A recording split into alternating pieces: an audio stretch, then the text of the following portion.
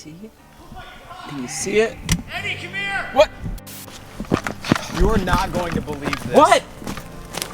Look, it's a bag. An old leather bag. Here we are. Are you ready? Camera's on? Yeah, I'm rolling. Let's check it out. open up this crazy old leather bag. Oh my God. Well, hey folks, Brad and Eddie here. Coming back at you with a new multi-part series hunting a new fabled treasure. In December of 2021, we published the finale of our last series. Finding the Vault of De Grau.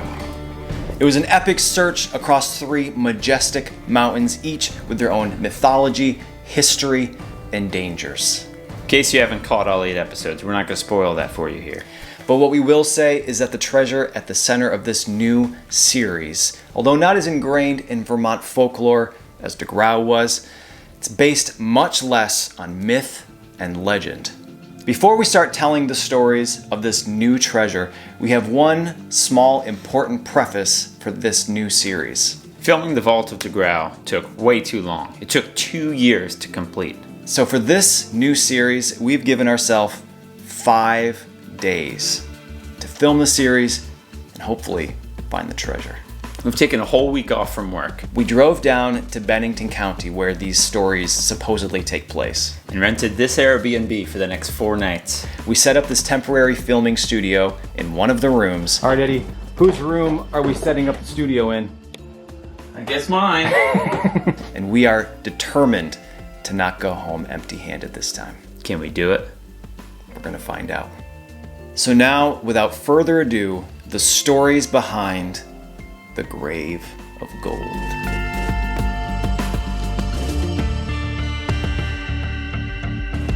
A whole year ago, we were searching through old newspapers to find any stories that had anything to do with De Grau, and we accidentally stumbled upon a story of a new treasure.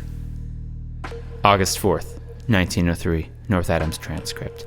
Interesting camping sites. Relics of former activity in wilds near Lake Casino. A camping party returned Saturday from a few days' stay at Mr. Hill's camp at Lake Casino in the southern Vermont woods. The camp is in a very wild country where bear tracks are common and signs of civilization entirely lacking. There is in this region an interesting spot, which was once the site of an old-time country tavern, such as were in vogue in the days of the stagecoach. There is also an interesting legend of the man who kept the tavern, Oliver Perry, who died in 1820. He was a man who was not entirely above suspicion, and there came to be a belief that now and then a traveler who carried money in considerable quantity found the end of his journey at this house. Before Perry died, he selected the site for his burial, and his wish was complied with, the grave being on the little farm above mentioned. Sometime after his death, some venturesome spirits heard the stories of his alleged robberies, came to the conclusion that his burial place was possibly near the spot where he might have buried his ill-gotten treasure, and they decided to investigate.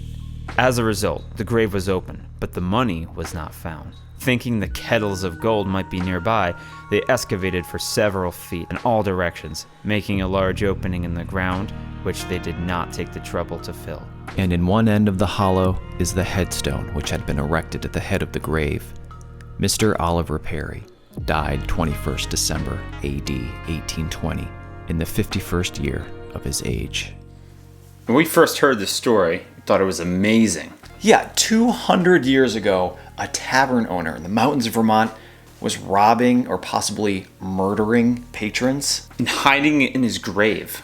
And then somebody heard this story and believed it enough to actually dig up a body. It's an amazing story, but there's really no treasure there for us to find right now. Yeah, if there ever was gold in Perry's grave, it's certainly not there now, and it's not really new series material.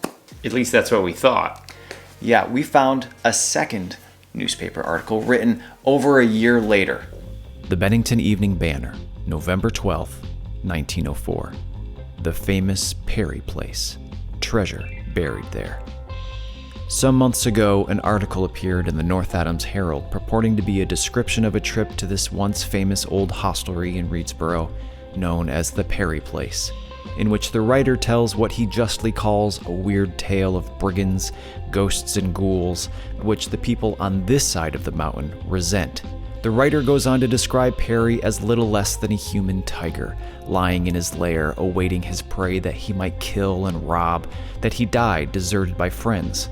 Dying, he requested to be buried on a certain knoll, that his evil spirit might guard the ill-gotten spoils buried there before. To me, it reads like a pipe dream. As you can probably tell by the mocking tone, the second author seems to be quite upset with the first author. Yeah, and I think that it's worth pointing out that these two authors are actually cousins. They are both grandchildren of the same gentleman that purchased the tavern after Perry died. They've both probably been to the tavern. Yeah, they both probably saw the open grave in person and heard stories firsthand from the grandfather about Perry. Why their stories would be so different, it's hard to say. But he goes on. I would have passed this article on were it not for the implied slander on my ancestor and an almost certain slander on Mr. Perry. Of course, there is no one living that has any personal knowledge of Mr. Perry, who died in 1820. There are, however, many people in this vicinity whose fathers knew him and all spoke of him with respect. A few years ago, a party of Williams students, possibly having heard the buried treasure story, went up there and dug a hole where Perry was buried. This is the hole that the party from North Adams saw, if they even saw a hole. So at this point, it seems like this is a dead end. There's no treasure, but then he changes his story. Buried treasure? Yes, there is treasure buried on the Perry Place, and I know just where. It is not yellow sand, mica, or iron pyrite such as the rainbow chasers are digging all over the state, but good, hard coin of the realm and buried by the hand of man. And I propose, with the editor's permission, to tell the readers of this paper just where it lies before the snow leaves the ground in the spring. Treasure hunt officially back on. There is treasure at Perry's Tavern. All we have to do is find this third newspaper article. That's it. So we went back to the website that we use to look at old newspapers, searched for it, and unfortunately, it's not there. Now, the records for small towns in Vermont are not totally complete on this website, but it's also possible that this guy just never followed up. Could be a bit of a bluff or a ruse. So I made a call to a library down here in Bennington County, asked if they had a complete record of the Bennington Banner, and they said yes. So we took this story and put it on the back burner. Again, this happened over a year ago while we were working on DeGrau. We can't stop thinking about the story. Yeah, the alleged murders, treasure buried in a grave, just the story alone would make an amazing video or even series of videos exploring the ruins of the tavern, seeing the grave. Here we are in Bennington. Next 4.5 days, we're just gonna go for it. Which brings us to the events that happened earlier today, which I can only describe as a wild mix of coincidence and fate. So we got here to the Airbnb early afternoon and we went directly to the library. And I want to apologize for the footage you're about to see because a lot of it is out of focus and shaky, but I feel like it's important to include it all. Hi.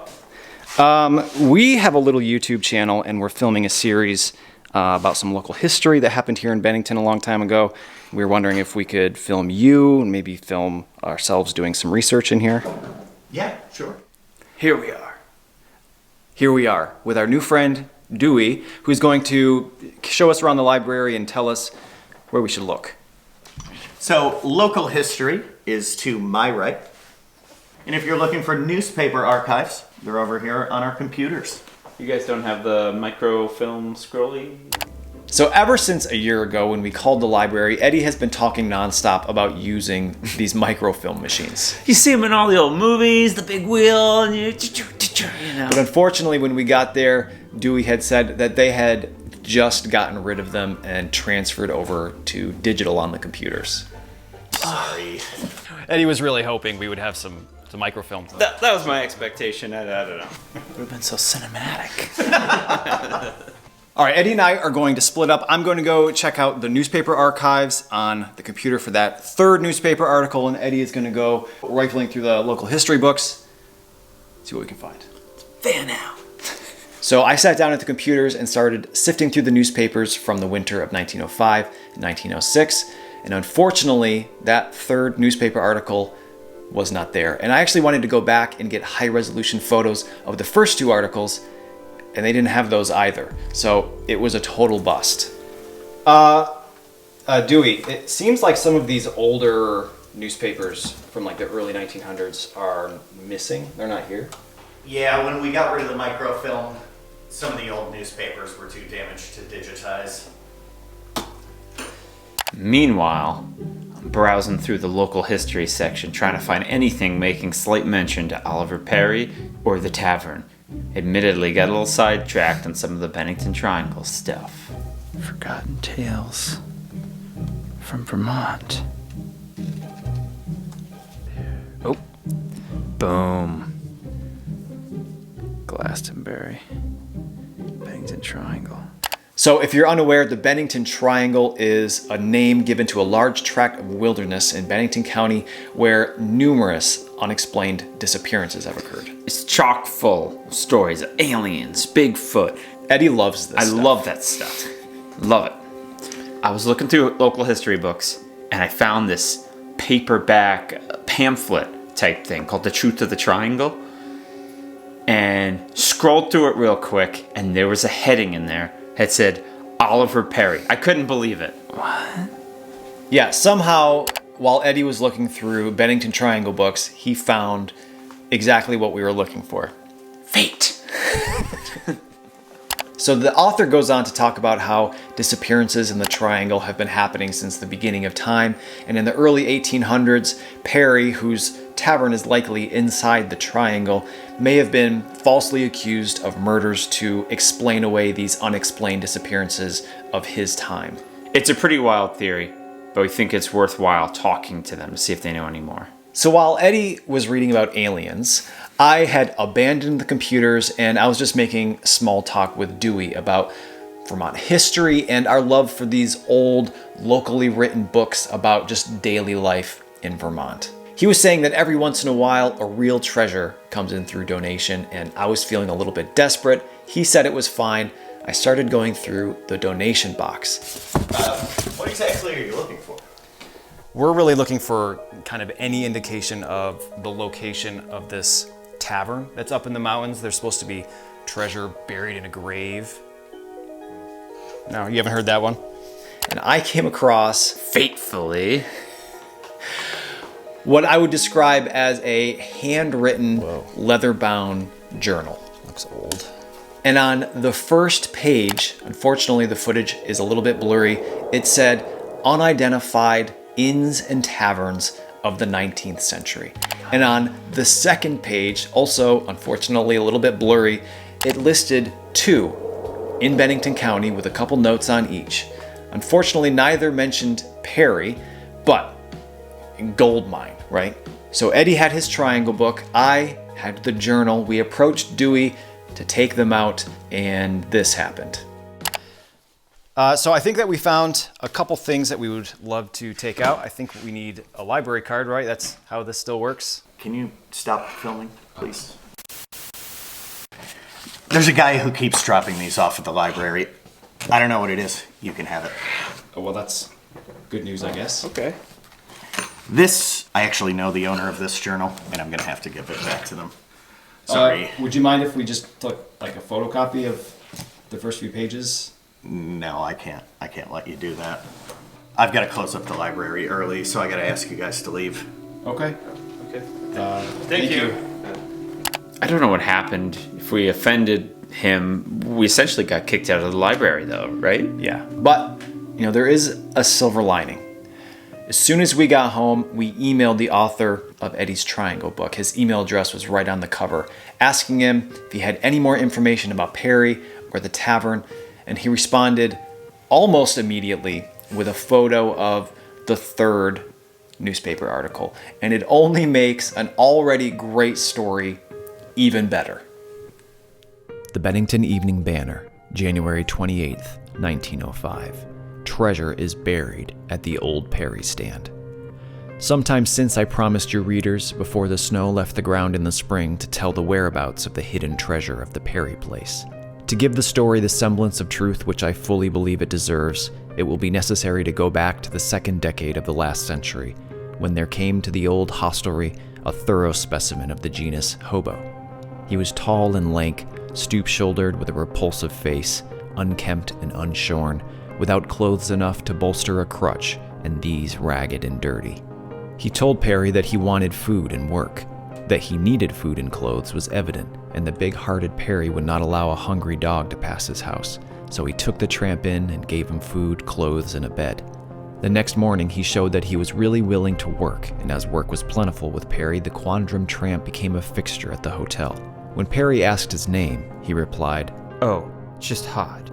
"You have a name," said Perry, in a tone that few people pretended to misunderstand. He straightened up his full 6 feet of frame, and looking Perry square in the eye, he replied, "When I was home, gentlemen and ladies knew me as Harold Trelawney, but I am away from home now, and I am Hod." He sought the friendship of none, and no one tried to force friendship upon him, but he was a faithful employee and remained with Perry until the latter died. In the meantime, he acquired a small piece of land, probably a gift from Perry, and built a cabin upon it, and after the death of Perry, Hod retired to his cabin and became a recluse. One cold winter's day, it was noticed that no smoke was coming from Hod's chimney. My grandfather, with Ben and Joe Cressy, went down to investigate. They found Hod dying, but before he lost consciousness, he said, "I have no friends or relatives that care to know anything about me, so when I am gone, lift up that hearthstone and you will find $1,500, and out there under that stone, there are 3,000 more. Grandfather and the Cressys thought it was just the rambling of a dying man and paid no attention to his words. Some days after, to their profound surprise, they found the $1,500 under the hearthstone. Then they began kicking each other because neither of them had the slightest idea where the stone was that covered the other 3,000. Ben Cressy, with the aid of the boys, turned every stone which might, in their estimation, cover the wealth. They never found it, and I redeem my pledge when I tell your readers that it is out there yet, out under the stone.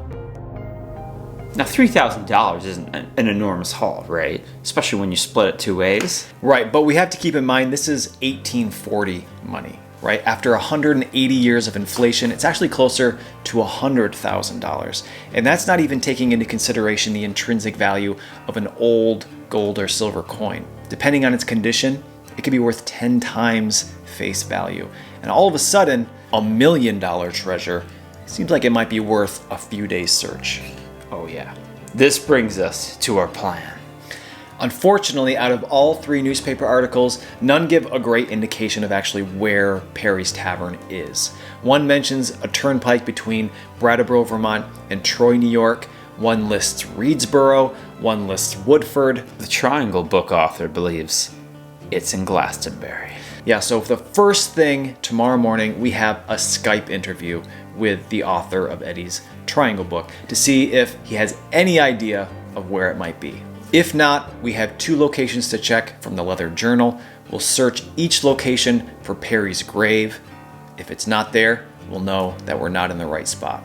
And when we do locate it, our metal detectors will make short work of finding the treasure.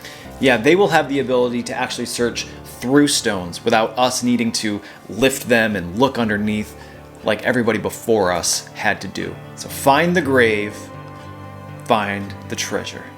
We hope you'll join us next week when we begin the search for the Grave of Gold.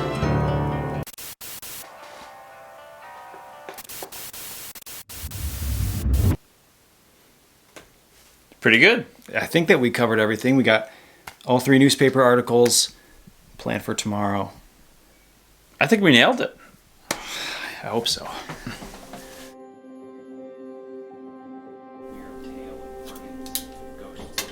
Man, how weird was that librarian today? I think we actually got kicked out of the library. Is that what happened? The whole interaction was just so weird. Did you get any more on film of that journal, other than the first 2 pages? Brad? Earth to Brad.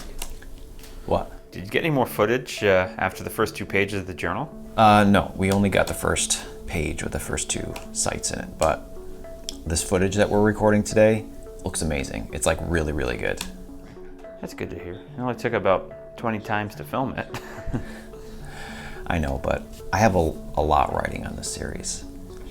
Like, the weekly metal detecting videos have not been doing well. DeGrau did not do well.